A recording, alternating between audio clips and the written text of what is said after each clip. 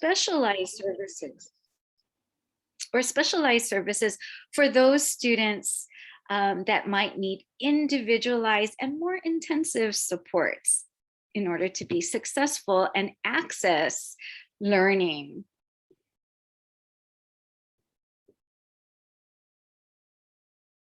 Okay, so here's an example of what social emotional learning looks like in our classrooms for all kids. As I mentioned earlier, a SEL program provides the explicit instruction for kids. So many of our schools, for example, use Choose Love, Second Step. There are some local programs such as Growing Pono Schools and Seeds of Peace. There's others like Leader in Me. There's many excellent programs out there that are interwoven into the classroom curriculum and instruction. And much like teaching reading and math and writing and social studies, this helps teach the skills and competencies of social emotional learning. And then what we also see in our classrooms is the integration of SEL within academic curriculum and instruction. And what might that look like, for example, could be students learning to identify their needs in regards to math problem solving, for example, goal setting, and therefore applying that to perhaps math problem solving. So that's using the social emotional learning competencies to help them meet the standards of math problem solving. So that's an example of integration. And supporting classroom environment is another way we see social emotional learning integrated within the classroom and within the school. So one way, for example, could be a positive classroom management system, providing students with that space, such as time to work together as a team so that they can apply social emotional learning skills. Because if they're not given that space, how will they practice those competencies? So that's tier 1. And then the next slide is about tier 2. And tier 2, and I mentioned before, how do we provide that supplemental support for our students? And what that might look like in our classrooms is this movement from consequences to behavior challenges or social emotional needs to helping students learn responsibility for themselves and how their behaviors impact others. So moving again from consequences to responsibility and how that then impacts the class and each other and relationships as well. And then another one is that peer circles that I met and that I spoke about earlier, is again to provide that space to help our students develop meaningful relationships with one another. Okay, and the last is the targeted support. And what might that look like is very explicit teaching for those individual students that might be missing some of those foundational pieces and or might take longer to learn that. So explicit instruction is going back to the systematic steps in order to support those needs. So for example, a student that might have some challenges with attachment that other students naturally have, explicit teaching might be necessary in order for that student to achieve that, in order to move into other competencies, reteaching and prompting and feedback. So the focus is ultimately on growth and feedback, and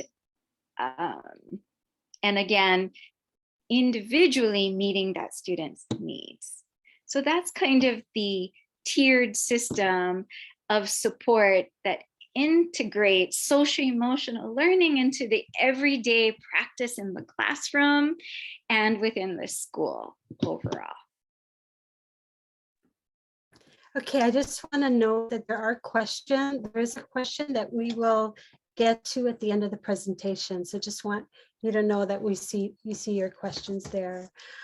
So we're going to move after Fern talked about the school setting, how you can help your child at home, how we can help ourselves.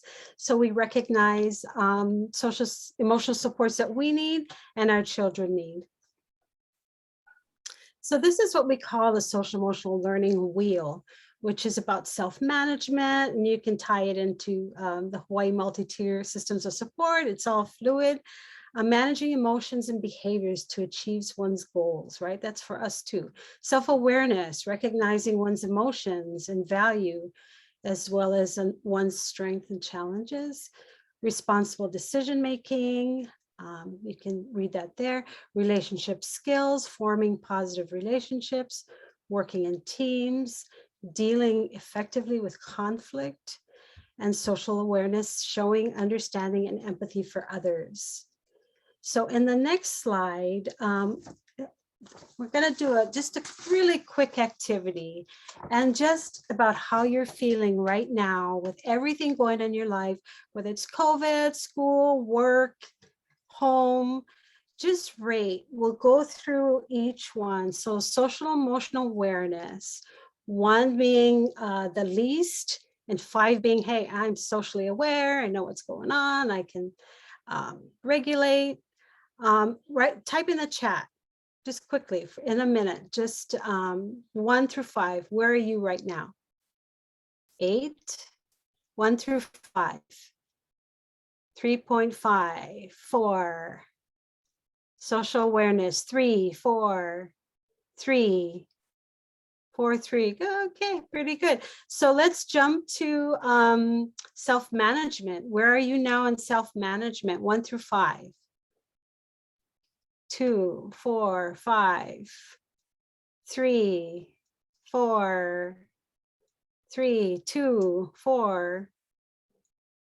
Okay, this is just a quick activity to kind of hone in on, always remember this circle of social emotional learning. And if we're aware of it, then when we see our kids and when we see what's going on with them, we can kind of reflect back on this and how to help them. Next slide, please. So I'm going to talk a little bit about the spices of life. Dr. Bevelak is a researcher and a supporter of early childhood education and supports and mentors teachers as well as providers across the states. And I know he's done some work here in Hawaii. And he talks about all of us needing the spices in our life. So before moving on to the next slide, we're going to do another activity, and it's guess. We want to see what do you think S stands for? Put it in the chat. What does S stand for?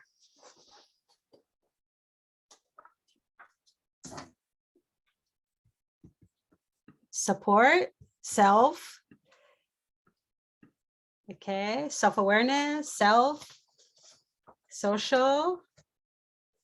Okay, great answer, special. Let's try P. What do you think P stands for? Peer support, parent, place, good guesses, personality, positivity. Okay, let's try the next one, I.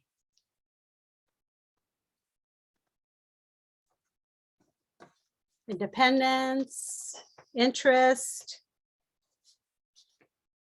individuals, interpersonal, individual. Okay, let's try the next one, C. I see we got Pauline from Guam joining us today. Hi, Pauline. Community, cooperation, centered. Okay, great. E. Caring. What about E? Everyone. Engagement, empathy, enrichment, engage, external forces. Great answers, you folks. One more S. Let's do another S. Encouraging, self, sensory, support, satisfaction. Okay, Doc, these are the 6 constructs that contribute to the overall health and functioning in a society. So let's go on to the next slide to see what they are. Here's the spices of life: social, spirituality, physical, intellectual, creativity, and emotional. So this is what we want. This is kind of like the constructs where if our life is all going perfectly, we're all balanced. This is what we're seeing. Every area of this in our life is going very well. So the next slide, this is another activity we've done in the past, and it's usually been done in person, but figured out how to do it here. So now it's just a reflection activity of where are you? So if your cups are full, your kids notice it, at home. But if your cup is empty or quarter full, half empty, they do see the tension or what's happening with you as well. So, we can go to the next slide. And what I want you to do is you can choose each, you don't have to do all of them, but choose one of them. And you could say physical dash, I'm a quarter cup full, half cup full, whatever. Just share that with us in the chat.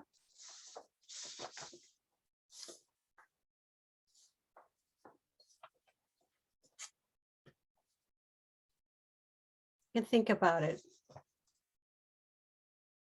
Where's your creativity? What we've seen in the past when we've done this, that many of our folks, our adults, have seen that when they do this activity, they realize that their cups aren't as full as they thought they were.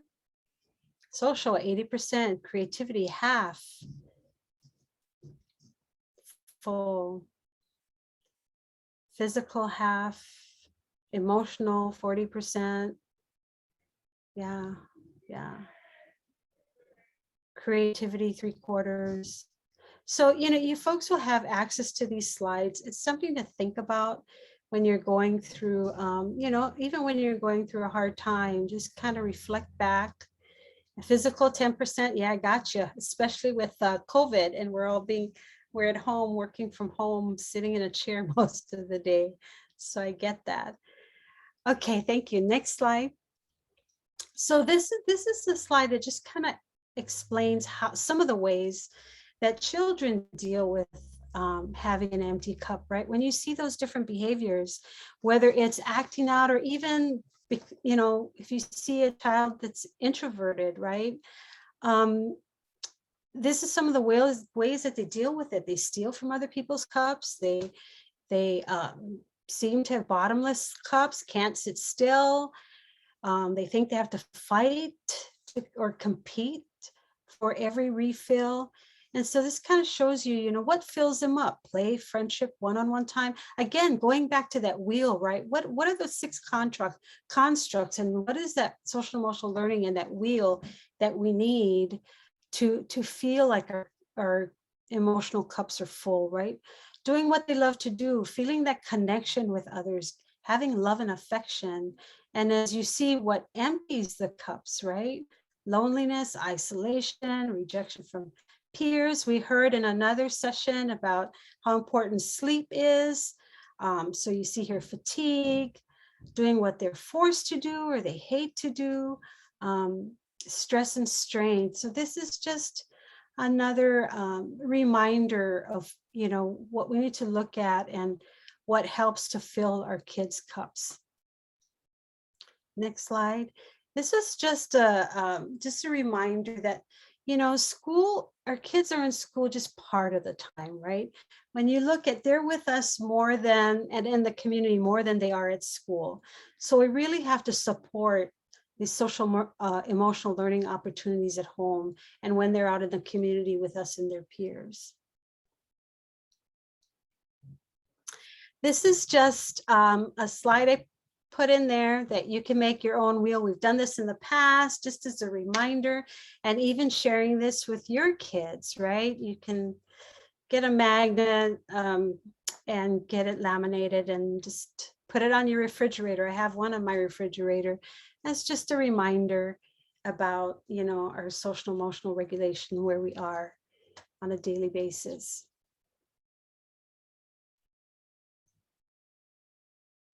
These are some of the resources we have. Seeds of Peace, Choose Love, Growing Pono Schools, Harmony, Mind Up. So a lot of these have really good ideas for social emotional learning. Second Step, for those of us who have kiddos with intellectual disabilities, Social Stories. Carol Gray has wonderful examples of social stories. And another great site is Social Thinking with Michelle Garcia Winner. She has some wonderful visual supports and other wheels that help our kids go through this and understand social emotional learning. So any questions? I think, Mary, are you guys gonna take over that? Yes, we have now opened up for the Q&A portion of the webinar. So if you have any questions, you can use the Q&A function. Yes, so it does look like I saw Jasmine posted earlier in the chat and others had the same question. Fern and Susan, would you mind sharing about how SEL is integrated in high schools? Sure, yes, and I actually have a response there. I'll click on it in just a bit. So high school is a little different, because the kids are in their adolescent years and they're trying to express their individuality. They want to be honored for who they are. So how SEL shows up oftentimes in our secondary schools is around advisory classes. So for example, kids that have advisory is when they're focusing on those skills that they need, those SEL skills, and or identifying their own goals and how to reach them and how they are in relation to where they want to be, for example. So a lot of times at the secondary level, SEL is more an application. So another way, for example, that it might be showing up is through project-based learning. So again, having that space and opportunity for kids to interact and practice those skills integrated within their learning. Another is career and technical education, or CTE. And SEL indicators and outcomes are part of their core instructional practices now as well. And it varies from school to school, and we are working on supporting our adult educators, because we know that in order for kids to learn those skills, we too have to be models of that as well. And that's a critical piece in supporting our students, is that adult SEL learning component. And that is ongoing through the department as well.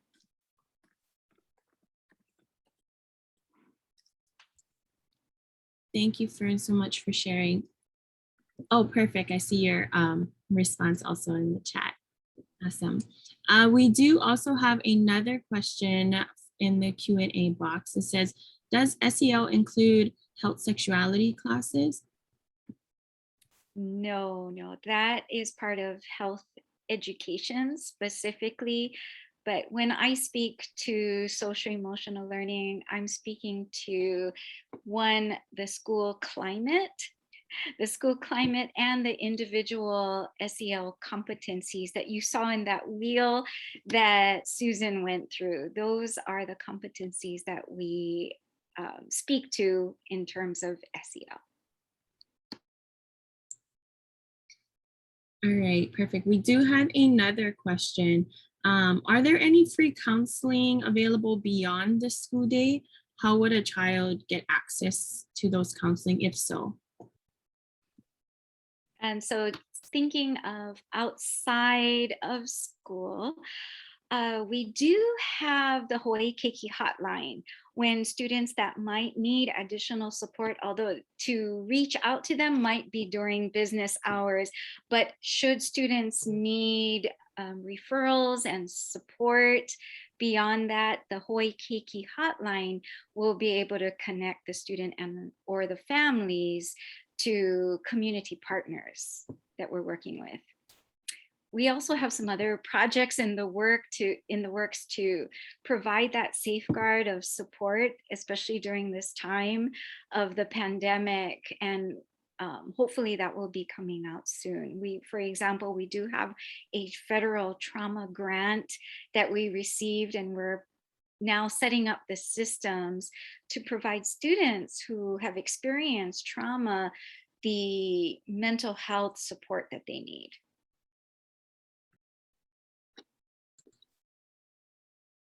Cool. And yes, thank you, Heidi, so much. She went ahead and dropped the Hawaii Keiki hotline in the chat. So for those of you who might be interested in that hotline, it's there in the chat. Oh, and the website. Mahalo, mahalo. Thank you. Okay, we do have another question.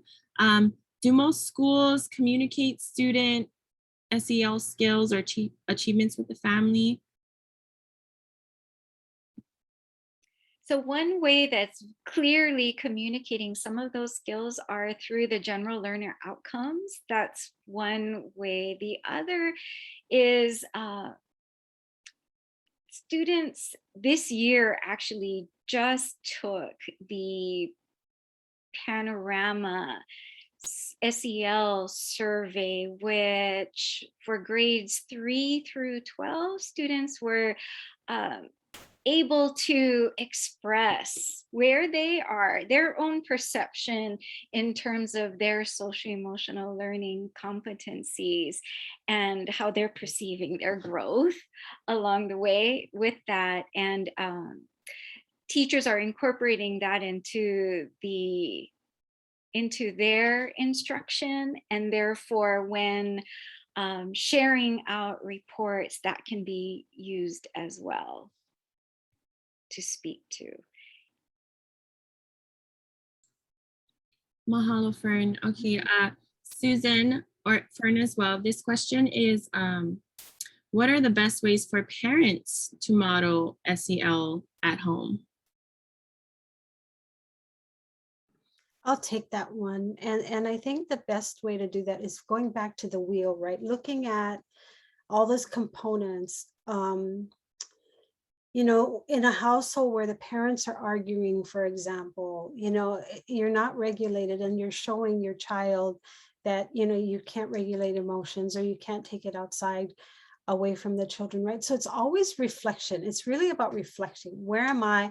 Yes, we all get upset. We all have our days, right? That we have to remove ourselves and remove ourselves from the situation until we can regulate ourselves. And so giving kids those, modeling that type of behavior with ourselves helps them, and talking through with it to them, how to model their behavior, how to regulate.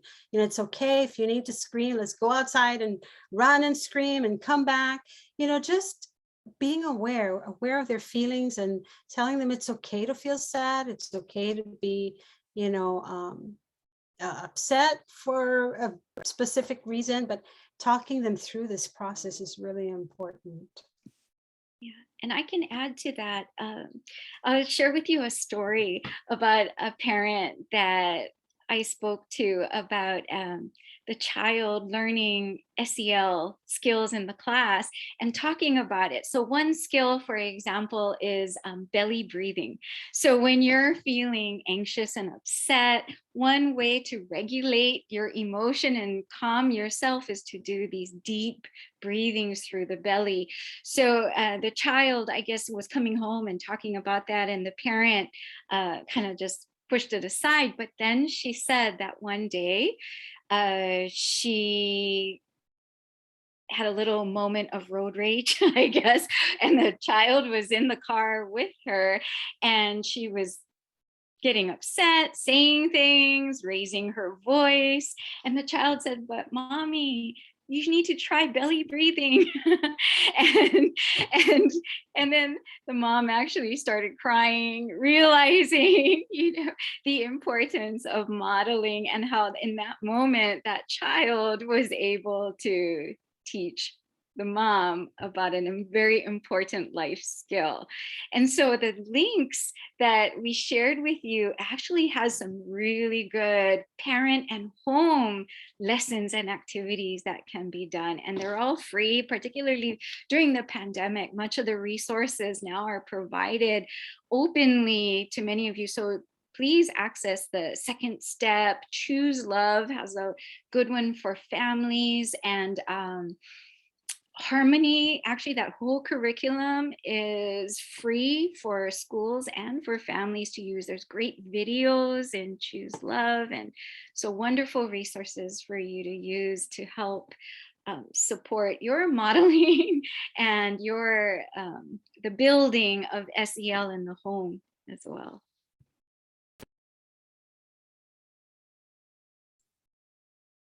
Thank you, Susan. Thank you, Fern. We do have some questions in the Q&A chat. Fern, I'll read it out loud, but it's there for you in case you have to look at it. Susan, for you as well, I believe you can see it as well. So the question is, in regards to supplemental supports, what we've learned about, the ABCs of behavior, where C is for consequences. How can we promote the replacement of consequences with the great concept of responsibility? Yeah, no, I love that. It really is a mindset shift, right? It's not using our old practice of punishment to change behavior, but it's thinking of behavior challenges as an opportunity for students to learn. And learning then means that skills might be necessary to support that, and problem solving around the challenges that are occurring. So it starts with that shift in seeing it as a learning opportunity. As I tell our students when I was in the classroom is, well, you wouldn't be in school if you knew it all and you could do it all. You're here to learn, and that's the whole point. Yeah, and I just want to add, Pauline, that's so true. It's such a system shift, because we as adults have to shift from the consequences to responsibility, and I've seen that across the board, not just with Department of Education. And I know that the Developmental Disabilities Division here has a really cool life course framework that speaks to the responsibility and speaks to this mind shift for individuals with disabilities. But it's the adults that have to shift along to for the models to work, right? So we just have to keep sharing this. And I know the DOE is doing a great job, with their SEL, trying to get this model embedded. And I think it's going to take time, right? Because behavior takes time to shift. But this is where we're heading. So we all have to be speaking the same, same way. Thank you, Susan. Thank you, Fern. We do have another question in the Q&A. So the attendee shared, I've seen the tiered model used for RTI used for ELA and math, but not with SEL. It could be so beneficial in SEL, especially for students with ASD, high functioning. Is there a movement within DOE to try an RTI approach to SEL versus just as a whole class? No, absolutely. Yeah. And I'll tag on to and reiterate what Susan was saying, that yes, it is a journey. It's a journey that we're all taking together. And absolutely, we've had RTI in place. It started with literacy and then math, and then it grew to behavior.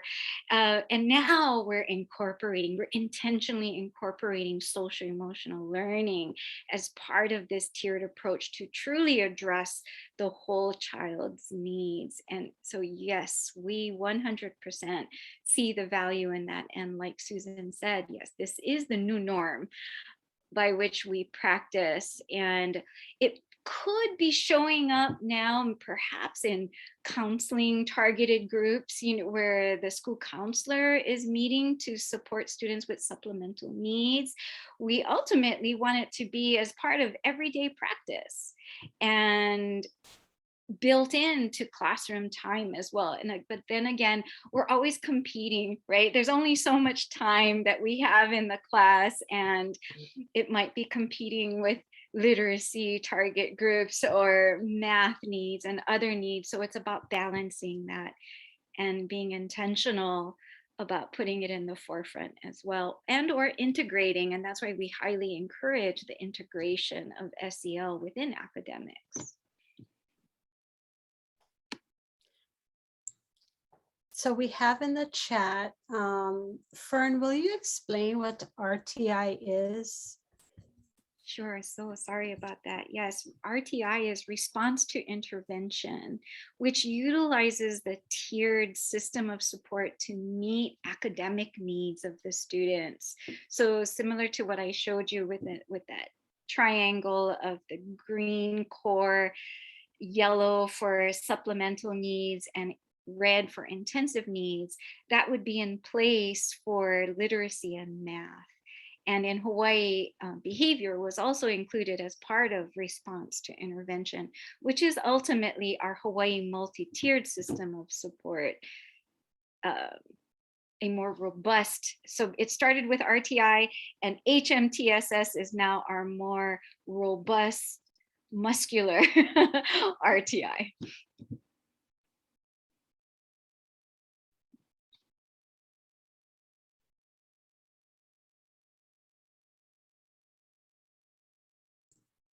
Okay, thank you. Yes, I see there's a question in the chat. There will be the link to rewatch. We will be posting everything onto the SPIN website within the next couple of weeks. So all of this will be available to you folks, including the PowerPoint as well. The presentation slides will also be available, along with some other resources that might be beneficial for you all. Yes, yes, we have some comments. Pauline said yes, thank you for those comments. It will take a systems change in our way of thinking consequences. It also brings to mind the concept of restorative justice, yes. Where if young perpetrators graffiti property, that they are given the responsibility to clean up the defaced property. Yeah, I just wanted to mention that there are schools that are starting, at least high school, doing these restorative practices here in Hawaii. And it seems to have been working. A few years ago, we had heard from a police officer was concerned because they used to get a lot of telephone calls from the schools in West Hawaii. And they were wondering why they had little to none. And it turned out that they had started, I think it was like the second year of doing restorative justice practices. And they saw a major decrease in behaviors. So, you know, it's still, you know, moving along slowly. It's not where we want it to be, but we have started it here in Hawaii.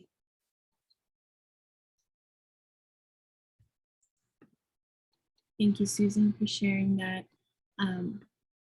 We did have another question actually that just got dropped in the Q&A. The attendee shared, could SEL specific goals now be included in an IEP educational goals? Probably. It's sometimes hard to prove its educational impact to school administrators. Yeah, and I do know that I'm not the expert on the individual educational plans, but I do know that within the health education standards, there are actually a lot of SEL type outcomes that could be integrated there. Thank you, Fern. Susan and Fern, would you be able to share if there's any kind of breathing exercises besides belly breathing that you know, some of our attendees can take home with them to share with their family or for themselves?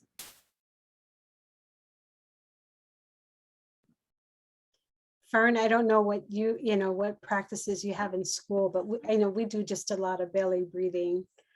Okay. I don't know Oh of yeah. others. Yeah. No, Sure there's there are. tons. There's even I yoga bet. ed. Yoga ed Yeah. is another way that schools are incorporating it. The yoga ed is another resource for you. I'm not sure if we put that down, but No, you but we can can add it. We'll add Google it. it, right? And yoga ed has some free videos that does breathing and physical movement. So for those kids and people who like to be very physical and need to release energy, yoga ed is one way to do that, and a lot of free resources out there for you.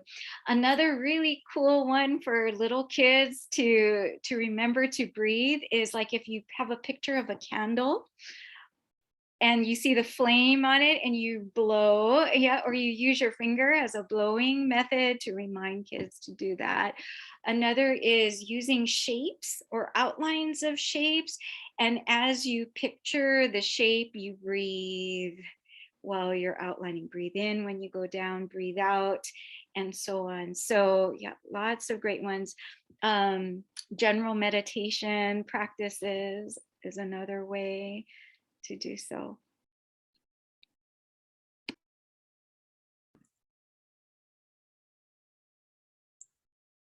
Yeah. Yes, we have. Oh, go ahead, Susan. No, I was going to say bubbles. Yeah, that's a good one. Bubbles. Yeah, I saw somebody share Go Noodle.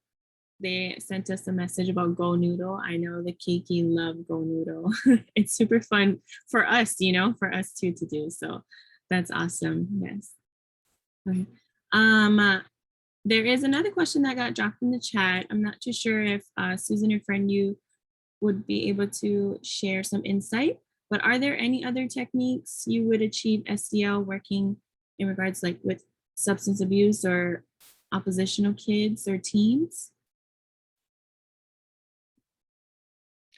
Yeah, so that would be like a more targeted support, for kids that probably need that intensive services.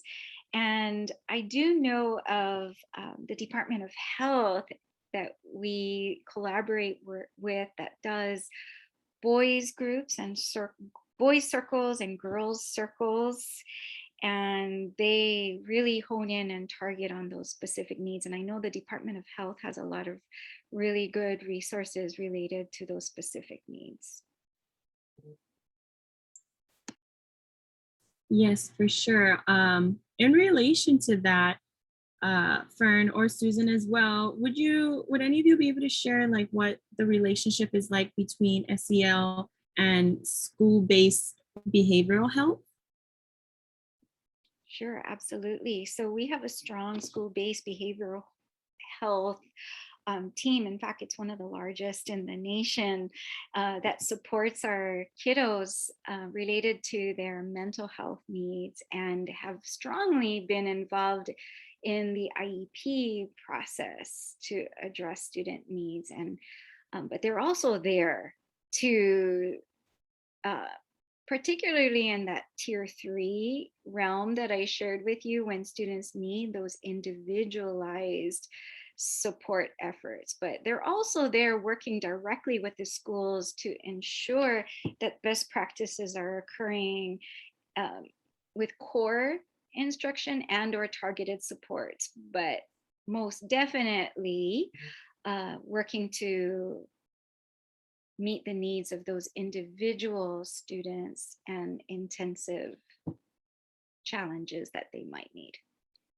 Yeah, and to add on to that, we actually have some SPBH staff working with our kids in the after school program. So they're there hanging out with them, alongside the after school program. And so they're just embedding themselves in the school with all the other student activities that's happening on campus. So that's really nice to see.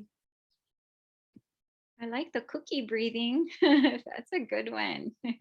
I want to do that. I read that one too, and I was like, oh goodness, a cookie sounds so good right now. It's lunchtime, right? Almost for all of us. But we do have another question that got dropped into the Q&A. Do either of you know what qualification the school level BHS are required to have? That would be behavioral health specialists, correct? Correct. Yeah, I'm not the expert in that area. I believe they do need a master's level degree in order to be a behavior health specialist.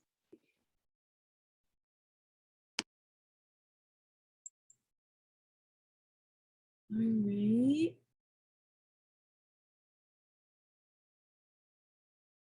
Yes, messenger. Yeah, Okay. that's another good one. I see tapping. Yes, tapping is another great way. I do that in traffic. Oh goodness, traffic. Yes, in Hawaii, it's a must. It's a must. Are there any, we're opening it up for Q&A. Anyone have any other questions or any comments that they would like to share or any stories? You know, we love to hear stories as well. If you would be open to sharing, please feel free to drop that in the chat. You can send the chat directly to us, or you can share with everyone or drop in the Q&A. And while we do that, I just want to go ahead and put your attention to the chat. Mary went ahead and dropped the evaluation, the link to the evaluation form. If you folks would be able to click on that and just complete the form when you have some time, that would be really helpful to all of us.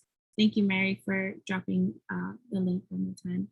And then I also wanted to send a big mahalo to Fern and Susan. Thank you, and mahalo for, you know, taking time out of your busy schedules to share with all of us and, you know, give us all of this insight, because I think it's very, very important for all of us to know. Thank you, Mary.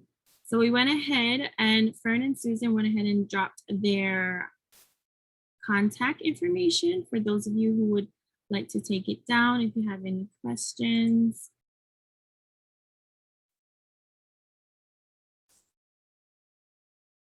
Okay, we have one question that just popped in and we do have some time. We have 5 minutes left. Fern and Susan, you mind we answer one more question? Is that okay? Okay. Sure. So the question was, do you folks have any suggestions for best evidence-based SEL curriculum for parents? I think all for parents. Yes, absolutely. So one recommendation could be is to find out what SEL curriculum is occurring at the school. And a lot of the curriculums that are being used at the school also has a parent component. For example, many of our schools are utilizing Choose Love as one curriculum choice, and there's a very extensive parent component to that. The other that many of our schools are using is Second Step, and Second Step has a very well-defined parent component and or online resources as well. In fact, they've all really beefed up their online resources. Another good one is Harmony. There's a lot of great stuff on the Harmony site for families as well.